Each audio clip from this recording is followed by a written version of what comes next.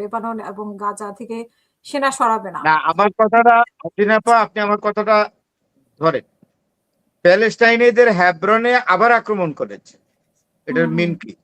আর Donald Trump এখানে দিতাং দিতাং নাচছেন চুক্তি নিয়ে, চুক্তির খসড়া হাতে নিয়ে। আরে হু কেয়ারস? এবং পিরানি পার্লামেন্ট বলছে, এবং বাগের গালিবাফ স্পষ্ট জানিয়ে দিয়েছেন যে ইরানের কোনো প্রতিনিধি জেনেভায় যাচ্ছে না সই করার জন্য। তাহলে চুক্তি কি ইউনিলেটারাল হবে? চুক্তি মানে কি এগ্রিমেন্ট, মানে দ্বিপাক্ষিক, বায়োলেটারাল। তাহলে তো একপাক্ষিক। Nobody is going from Iran to Geneva to put the signature on the agreement. আর উনি বলছেন জেডি ভেন্স যাবে, ডোনাল্ড ট্রাম্প। আসলে ট্রাম্পকে কেউ বিশ্বাস করে? একটা মানে খাল্লি বালি লোক, বলে না বলে যখন তখন এগুলো। আসলে এখন দেখছেন ট্রাম্প পড়েছে ফাঁদে, যুদ্ধ বাঁধিয়েছে ইরান আর ইসরায়েল আমেরিকাকে দিয়ে। এইবারে যুদ্ধে কিন্তু আক্রমণটা করেছে আগে, আমেরিকা আগে আক্রমণ করেছে ফার্স্ট। তাইলে কার কথা আক্রমণ করেছে? নেতানিয়াহুর কারণে। তা আমি তো মনে করব যে stupid president the United States of America has ever had, like Donald Trump.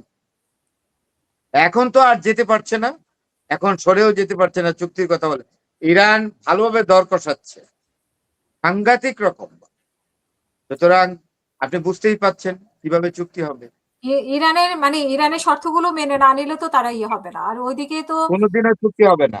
Israel তো চাচ্ছেই না কোনো চুক্তিতে যাক, এবং ইসরায়েল বলে দিচ্ছে মানতে বাধ্য না কি চুক্তি হলো না হলো।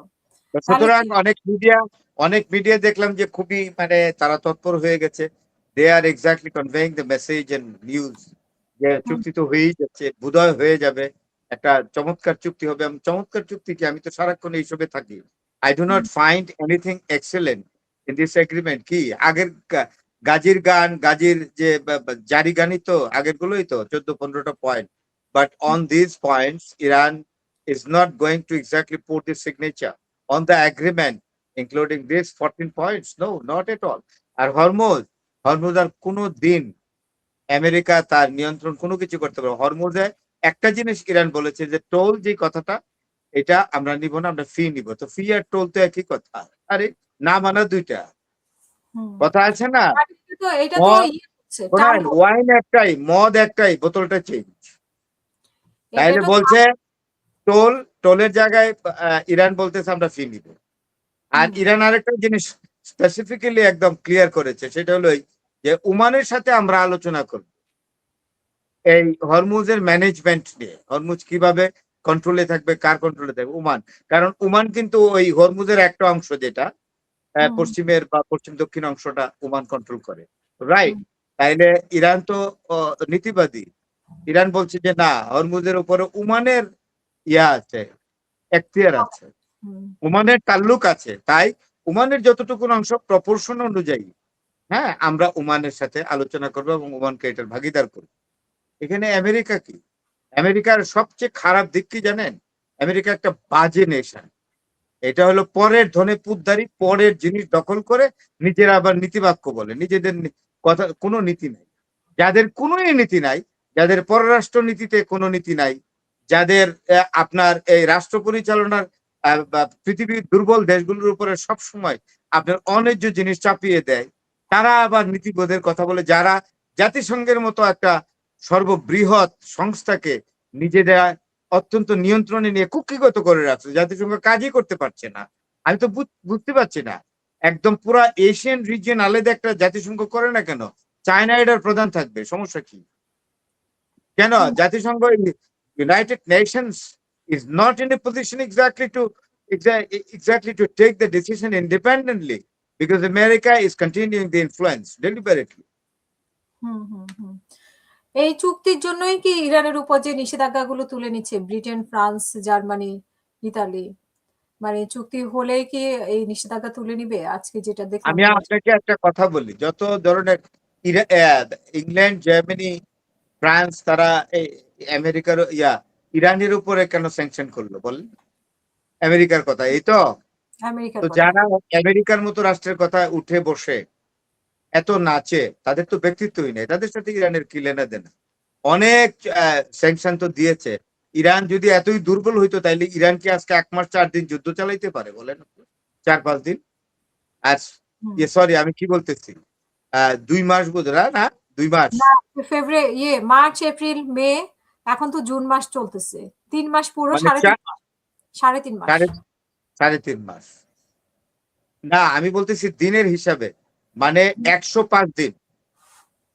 হ্যাঁ, 105 দিন। রাইট। তো 105 দিন কি ইরান যুদ্ধ চালাতে পারতো? আপনাকে বলেন।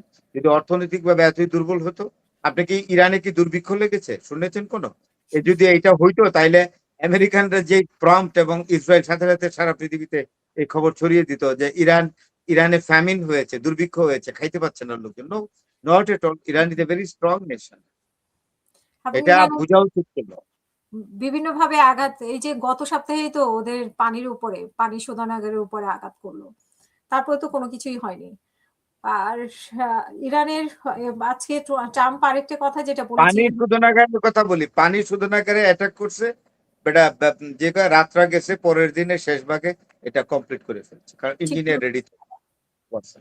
কিন্তু তারা তো এটা পঙ্গু করে দিতে চাইছিল। যুক্তরাষ্ট্র তো টার্গেটে ভঙ্গ করছিল তো, অনেকটাই করে ফেলছিল তো, আবার রিপেয়ার করে ফেলছে না। হুম, ইরানের ইঞ্জিনিয়ারিং কোর, ইরানের রেল কোর, ইরানের সব রেডি থাকে। কারণ বেশ কিছুদিন আগে ইরানের একটা রেল লাইন ইসরায়েল বোমা মেরে ধ্বংস করে দিছিল না? এটা মাত্র অনলি, আপনি কি জানেন 8 আওয়ার্স এর মধ্যে এটা কমপ্লিট করছে ইরান। কমপ্লিট হুম। করে ট্রেন চালু করে দেখাই দিচ্ছে। সুতরাং আমি বলছি যে তারা প্রস্তুত। আমেরিকা এমন একটা জাতির সঙ্গে যুদ্ধে নেমেছে, আগে এস্টিমেশনই করতে পারে না ইরান। এখন হুম, ডোনাল্ড ট্রাম্প বুঝতে পেরেছে। এখন ট্রাম্প আরেকটা কথা বলেছে, হাস্যকর কথা। কতটুকু সত্যি জানি না, মনে হয় সত্যি। কারণ এটা অনেক মিডিয়াতে বলা বলি হচ্ছে যে নেতানিয়াহু নাকি বলেছে, নেতানিয়াহুকে বলেছে ডোনাল্ড ট্রাম্প যে জানি যদি ইরানের কাছে কমপ্লিট বোমা থাকতো তাহলে তো তুমি তো 2 ঘন্টাও টিকতা না। হুম, হুম। এটাই ইরানে আমি বলেছে এটাই বোমা আমি বোমা আপনাকে জিজ্ঞেস করতাম। যে বলতেছে যে ২ ঘন্টাও টিকতে পারত না যদি ইরানের হাতে পারমাণবিক অস্ত্র হ্যাঁ, ট্রাম্প বলেছে সেটা। হ্যাঁ, তাহলে কি নাই? উনি কি বলতেছে?